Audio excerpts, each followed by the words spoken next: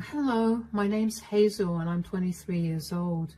I just lost the one most important person in my life, and my sister made everything worse for me by trying to throw me out of my own home.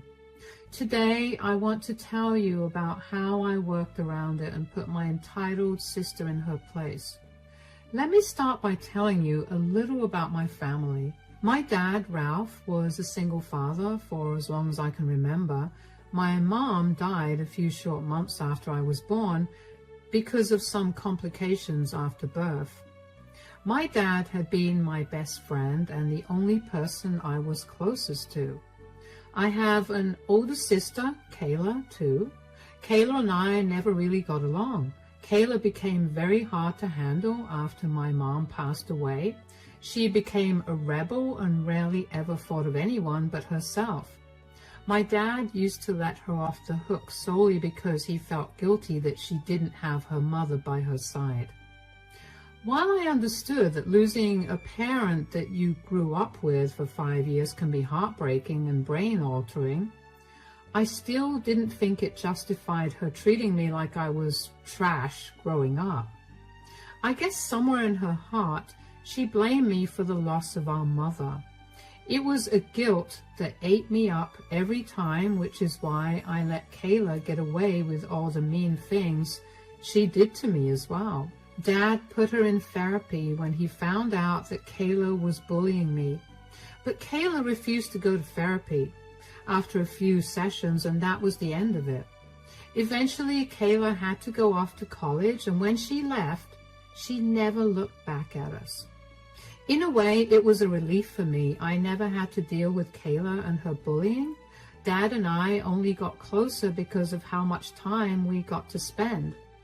Kayla would call us sometimes, but it was only to ask Dad for money.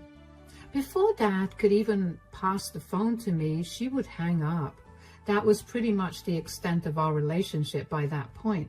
Kayla was only there so she could get money from Dad. I found out through social media that the reason she needed so much money was because she was always out partying. Because of all the partying, Kayla ended up not being able to attend her classes. She was then forced to stay back a year and redo it. I don't know how she managed to graduate college, but I'm sure Dad had a stern talking to her about it, and I know it involved him cutting her off financially. Kayla barely ever called after that. Anyway, I also moved out to go to college, and while I missed Dad a lot, I still had a great time at college. Then, during my final year, I got a call from Dad. Now, don't get me wrong, I called my dad every single day, but only at night when both of us were done with our days. This call from Dad happened in the middle of the day, and I immediately knew something was wrong. Dad asked me to meet him that day because he needed to tell Kayla and me something. I dropped everything that I was doing and rushed over to Dad's place. I couldn't get my heart to stop racing, but I tried to remain calm for Dad's sake. I texted Kayla to see if she was on her way too, but she told me that she had better things to do than meet Dad, so she was partying. I rolled my eyes at her and tried my best to get all the bad thoughts about Dad's request to meet so urgently out of my head. When Dad opened the door, he looked tired. I greeted him with a hug and stepped into the house. "Hey, Dad." "Hi, sweetie. How you doing?" "Well, college is tough, but that's what I signed up for, so I'm just getting through it. What about you? How are you? Why the sudden call to come here?" "I have some news to share with you two. Speaking of which, where's your sister?" "I texted her when I got here, and she told me that she can't come because she's at a party right now." "Oh, she didn't think that it was kind of alarming that you called us out of the blue and insisted on us coming over?" "It's okay then. You could pass the message on to her." "Tell me, please. I know I look calm on the outside, but on the inside, I'm freaking out." "Okay. I've been having these pains in my abdomen for a long while now, but I never got it checked out because I just thought that it was gas or something." "Uh-huh.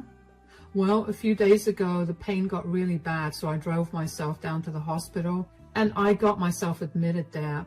They ran a lot of tests on me, and finally what? They found a tumor on my pancreas. What? But it's not that bad. A simple surgery could take it out, and after some time for recovery, you'll be fine. Well, the surgery will be happening anyway, but they ran some tests on the tumor, and well, it's cancer. What? Please tell me you're joking. Sweetie, I would never joke about something like this. Have they mentioned what stage you're at? I'm already at stage 3. They can prolong my life just a little more, but there's not much hope for me. That can't be! Oh my God! Look, I know this is hard for you to take in, but I want you to know that you and your sister are the best things that have ever happened to me. You guys have made my life complete. And seeing you two blossom into wonderful women has been a pleasure. I don't know if that's true about Kayla, but sure. Sweetie, be nice. I know you're hurting on the inside, but we'll get through this, okay? Yeah, I'll move in here, and I'll commute to college. What? No, there's no need for that. Dad, you're going to need someone to take care of you, so let me do that. You don't have to spend your prime years at college taking care of me. Dad, I only have 1 semester left, and I'm not losing anything by taking care of you. I want to be able to spend as much time as I can with you, okay? I'm not taking no for an answer. All right. Thank you so much, sweetie. I kept a smile on my face while I was with Dad that day, but I broke down hard when I got back to my dorm. I couldn't imagine my life without Dad. I texted Kayla about what Dad told me, and she never responded to me. I didn't pay much attention to that anyway because I had to move all my things back into Dad's place. The next few months were rough. Dad's health rapidly deteriorated. Dad opted to get chemotherapy just in case there was a chance of getting rid of the cancer. I did my best to balance taking care of Dad and studying for college. I somehow managed to get through college, and let me tell you, my dad was the proudest dad I have ever seen at my graduation. Kayla barely ever visited. She would only ever come over to ask Dad for money. She never asked him how he was doing or if he needed any help. Whenever she came over too, she only stayed for 15 minutes at best before hurrying off to some party. I confronted her about her trashy behavior, and she told me to shut my mouth and mind my business. I could see her behavior was affecting Dad, but he never said a word. That only made me angrier, so I would be passive-aggressive whenever Kayla came over. One day, Kayla came over after not visiting him for 2 months. Oh, you finally came to visit Dad. Did the party you had to attend get canceled? Shut up, Hazel. Girls, be nice to each other. But she never comes to visit you. It's okay. She's here now, and that's all that matters. Yeah, Dad's right. Leave me alone. Be glad that I came here to begin with. You must be here for a reason. You only ever come here when you need something. Hazel, that's enough. Your sister hardly does that. Last time she came here, she asked you for $300 so she could go to some party. Just drop it, Hazel. Anyway, how you doing, Dad? Chemotherapy is awful, but other than that, I'm doing okay. Okay, well, I needed to tell you something. Surprise, surprise. Can you just let me speak? What is going on, Kayla? I'm pregnant. What? Since when? I missed my period last month and this month too, so I took a pregnancy test and it was positive. Okay, and do you know the father of the baby? That's the thing. No way, you don't know who the father is, Kayla. You're barely earning anything. How are you going to take care of a child? You think I'm not worried about that? I wish I knew who the father was, but I can't seem to remember. You know, Kayla, I expected so much from you. I never thought that you'd be the kind to be this irresponsible. I never let anyone say a word against you for your lifestyle, but this is way too irresponsible even for you. I know. I don't expect any help from you. I just wanted to let you guys know about this. Good, because I would not help you out anyway. Wait, are you being serious? Of course I am. I'm done bailing you out of your problems. I'm already stressing out about how long I have left to live, and the stress of helping you raise a child is not something that I want to deal with. But I'm your daughter. How can you do this to me when I'm pregnant? You're kidding, right? You barely visited Dad after he got diagnosed with cancer, and you expect him to help you out? I'm sorry. I live a more fulfilling life than you do, but I don't have that kind of time to be here. And using that as a reason to make me and my child suffer through poverty is just plain cruel. That's not the reason. Now's the time for you to get your act together. Stop acting like you're still in college. You're 27, for God's sake. Act like it. Get a better job and work towards making a future for you and your child. Wow. You're the worst father ever. Kayla left, and neither Dad nor I made an effort to stop her. I was shocked at the news of Kayla's pregnancy, and so was my dad. But I was even more shocked that my dad put his foot down with Kayla. After years of letting her get away with everything, 27 years of her nonsense, by the way, he finally had enough. I guess he realized that he'd done more damage by letting her have her way and decided it was time to stop doing that. I was annoyed by how spoiled Kayla was and how she could just so casually tell Dad that he was the worst when he was barely making it through every day.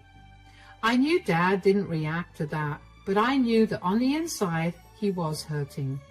Neither of us addressed Kayla's visit after that, mostly because only a week after Kayla visited us, Dad's health declined a lot more rapidly than it was doing before. He was rushed to the hospital where they conducted huge amounts of tests on him.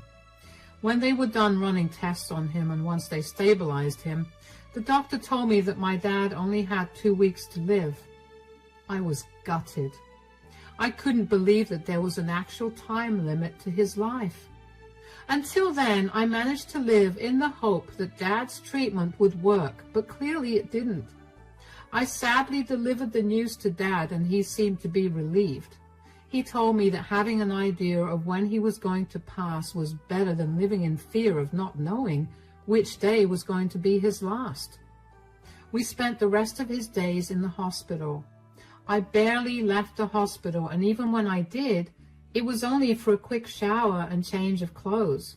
One day, I came back to the hospital after having left Dad to go home and check in on him. Hey, Dad, how you doing? Not so good. Gosh, who'd have thought that learning that you only had 2 weeks to live would feel so depressing? Tell me about it. I don't know what I'm going to do without you. Oh, sweetie, you'll be more than fine, I'm sure of that. You're the last family I have, and I don't know how I'm going to go through life without a family. Hey, you have Kayla at least. Dad, both you and I know that Kayla would rather make a pig fly than be there for me when I need help. Okay, well, just because I'm gone physically doesn't mean that I'll be gone from your heart. Besides, you'll eventually meet many people that you'll learn to consider your family. I can only hope for that. But speaking of families, I need to get my things in order. Do you think that you could ring up my lawyer and ask him to come by this evening? Of course, but if you don't mind me asking, how are you distributing your things? Well, I was thinking of giving you and Kayla an equal split of everything. I don't think you should do that. Sweetie, I know you and Kayla are like chalk and cheese, but Kayla is still my daughter and I have to be fair towards... No, that's not what I meant, Dad. I meant that you should give Kayla everything, excluding all the things that have no monetary value like our photo albums and stuff. Those are the only things I want. What? Why would you want me to do that? I know I gave Kayla a lot of slack the last time she was over, but I also don't want her or my future niece or nephew to be struggling. I'm sure she'd appreciate the help way more than I will. But sweetie, you've spent the last year by my side and you never got to set foot into the work scene. You might struggle to get a job. I'll figure that out by myself. I have enough saved up right now to get by a few more months. Please just do this one thing for me, Dad. You're an amazing person, Hazel. I don't know what I've done to deserve a daughter that's this kind and big-hearted, but I sure am lucky. Oh, hush, Dad. Now, why don't you get some rest? I'll call your lawyer and have him meet you in the evening. I know I sound like a saint and you're wondering what happened to all my distaste towards my sister. The thing is, even though I'm not the biggest fan of my sister's life choices, she was still my sister at the end of the day. I didn't want her to be stranded with nowhere to call home or any way to take care of her child. Worse even, I didn't want the child to enter the foster care system. So if I had to give up my share of the inheritance, then so be it. I called the lawyer for Dad and I let them talk all evening. The lawyer left a copy of the will on Dad's table after he left. After my dad fell asleep, I couldn't help but sneak a peek at the will. Dad did listen to me about giving Kayla the entirety of the inheritance, and I was relieved to see that.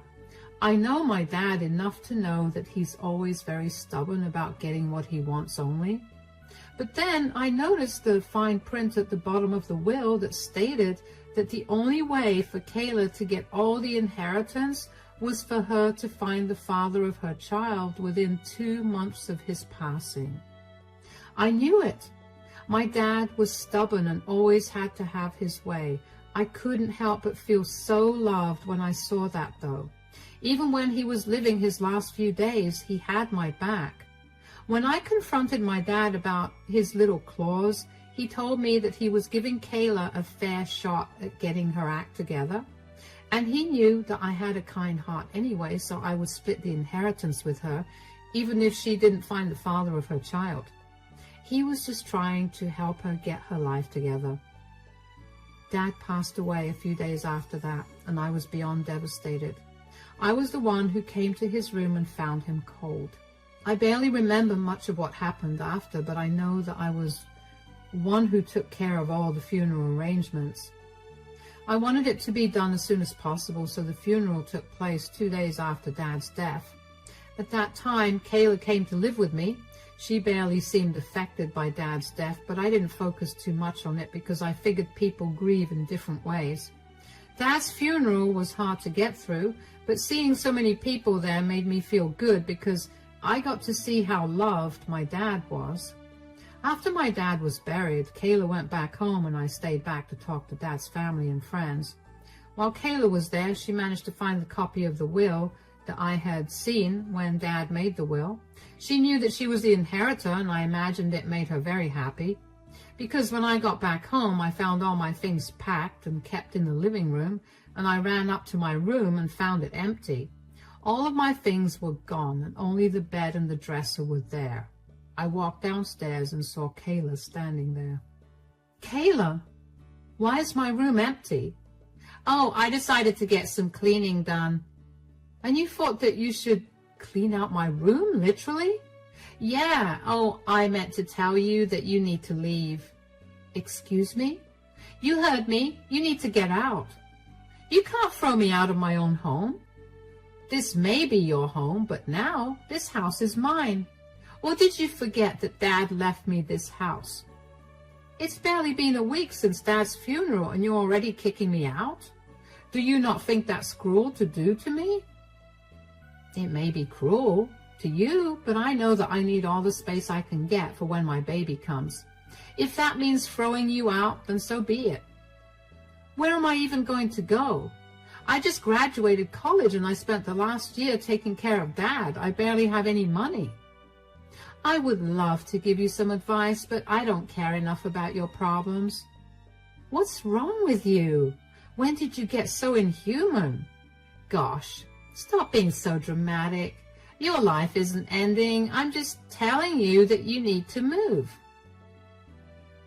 I'm not going anywhere. I'll sleep on the bare floor if I have to, but I'm not leaving. This house is mine now, and I get to make decisions regarding it. You have to listen to me. I don't have to listen to a single word you say. You're a cruel person. You know how much I've been struggling since Dad died, and you're making things worse for me for your selfish reasons. You think I'm not struggling with Dad's death too? I'm only looking out for my child in the same way that he looked out for me by giving me everything he owned. I know that he only gave you everything to help you kickstart your journey as a single mother. I'm sure he never thought that you'd be capable of throwing me out of my own home, because if that thought even crossed his mind, he would have split the house between the two of us. Sure, but he didn't do that now, did he? It's mine.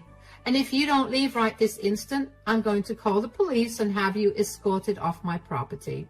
Please, just at least stay tonight. Absolutely not. You always got your way with Dad, but that's not going to happen with me. Wow. Okay, you're going to have to keep my stuff here for the night. I'll figure things out, and then I'll grab my things. You have until tomorrow to get your things, or I'm throwing them out. How do you expect me to figure things out overnight? Not my problem. Fine. Just so you know, this house won't be yours for long. What are you talking about? Maybe you should read the fine print on Dad's will, and when you need help, best believe that I'm not helping you out at all. I was fuming. How could Kayla be so heartless? What did it take for her to be a human? She was going to have a child, and if she couldn't treat her sister with respect, how was she going to treat her child? I drove around for a long while before I finally calmed down enough to find a place to rest. I called my best friend up and explained my situation to her. She assured me that I could stay at her place for the next 2 months until I got my place back from Kayla. I went over to my best friend's place that night and only went back home the next morning. When I got there, I heard Kayla running down the stairs just as I was picking up the last bag that I needed to load into my car. Before you make a fuss, I just came back to get my things. No, wait. What do you want? I'm so sorry, I didn't mean it when I said that I wanted you to leave. Why the sudden change of heart? I read the fine print like you asked me to, and I had no idea that Dad had done that. Oh, well. How could he expect me to find the father of my child in 2 months? I don't even remember which club I was at. I would love to give you some advice, but I actually don't care about your problem. Are you seriously throwing that in my face right now? Would you rather I throw it in your face when I get you to leave this house in 2 months? Please don't leave. You can stay here if you want. You can even take the master bedroom. I'll give you all the privacy you need, and I'll make all our meals. You already showed me your true colors, Kayla. You tried to make things worse for me when I was already at my lowest. I don't want to live with you. Okay, but you won't actually throw me out if I don't find the father of my child, right? You have 2 months to either find the father or you can leave. How can you throw a single mother and her child out onto the streets that way? How could you throw your broke sister out into the streets like that? You showed no remorse. You know, I was the one who told Dad to give you everything because I thought you'd need it more than me. Clearly, Dad had my back, and I'm grateful for him. You asked Dad to give me everything? You have no idea how much Dad didn't want to do that. You didn't care at all when Dad got diagnosed with cancer. You barely even visited. The one time you stayed for longer than 15 minutes, you told us you were pregnant. You don't deserve this house or any of his money. Please forgive me. Look, I'll even get down on my knees. What are you doing, Kayla? Get off the floor. No, I'm really sorry. Please forgive me. What I did was horrible, and I promise that I'll work hard to make sure that I make up for my huge mistake. Please don't throw me out. You have 2 months, Kayla. I know you have enough money saved up to get yourself an apartment. I'm going to go now. I'll see you in 2 months. Honestly, I did feel a little bad for Kayla, but I was in no place to do anything about it. She had been disrespectful over and over again, and I was not okay with that. I did my best to be there for Dad and make sure that Kayla was also taken care of. I did all the work that the two of us should have been doing together, and I still let her reap all the rewards. I saw no reason for her to have her cake and eat it too when she was so ready to let me suffer. There was no empathy behind her eyes when she told me to leave the house, so I saw no reason to show her any empathy either. Over the course of the next 2 months, I landed myself a good job and I lived with my best friend. I waited patiently to see if Kayla would find the father of her child. Kayla would regularly text me and call me to try and get me to change my mind, but I wasn't budging at all. She needed to learn that all her actions had consequences, and yes, I knew that this was harsh, but it needed to happen. Kayla's calls and texts only got more frequent and more desperate the closer we got to the 2 months' end. I stuck my ground and did not let her tears get to me in any way. I made sure that she was not stressing out too much either, because I didn't want the child to suffer. I made sure to go over whenever I could and get her food and other necessities. I explained to her very calmly why I was doing what I was doing. Kayla kept apologizing again and again, but I knew that just because she apologized, it didn't mean that she had changed. I mean, I watched her use my dad for months while he was on his deathbed, and then apologize when I confronted her, only to go back to asking Dad for money a week later. I was not going to trust her at all. Eventually, the 2 months got over and I asked Kayla to move out. I contacted Dad's lawyer, who was the executor of his will, and provided him with all the proof of Kayla's inability to find her child's father. I was granted all of my dad's assets, including the house. Kayla called me every name under the sun for ruining her life. She cried and begged me again, but I didn't change my mind. But this time I did get a little soft, and I told her that I would help pay for an apartment for her. I found her an apartment and paid for the deposit and the 1 year's rent as well. I told her that she had a year to get her life together and take care of her child. I didn't want anything more to do with her. Kayla called me a selfish, insensitive person and told me that I was a horrible person for throwing her out onto the streets. I reminded her that she now had a roof over her head. She just had to stop relying on others to pay for her things. Kayla moved into her apartment and still never stopped calling me all kinds of names, so I blocked her and moved on with my life. I am a little sad that I'll probably never get to meet my niece, nephew, but I do hope that I helped make their life a little easier by providing for Kayla. As for how I'm doing right now, I'm still struggling with the loss of my dad. But the days are getting a little easier to get through, so that's a good thing. It'll be a while before colors look as bright as they did before for me, but I know that I'm strong enough to get through that. Thank you for listening to my story.